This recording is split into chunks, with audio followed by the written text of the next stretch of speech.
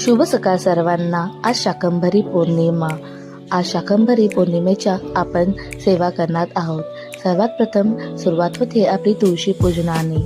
त्यानंतर उंबरठ्याचे पूजन करून मी उंबरठ्याला छान असे हळदीचे लेपन करून घेतलेले आहे। आणि धूप दीप अगरबत्तीने उंबरठा ओवाळून घेतले आहे। नंतर आपल्या शेगडीची पूजा करून घेतलेली आहे।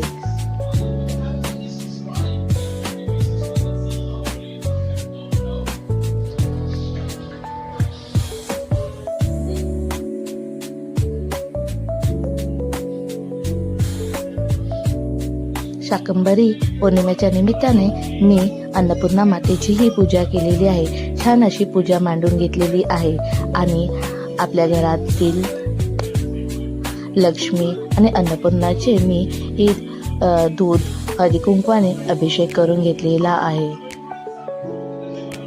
नंतर छान असे त्यांची स्थापना करून घेतलेली आहे। ही सेवा करताना अगदी मन प्रसन्न होते।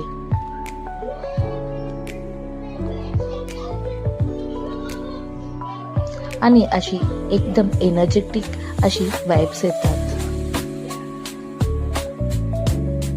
जणू काही स्वामी आपल्याकडून ह्या सेवा करून घेत आहेत।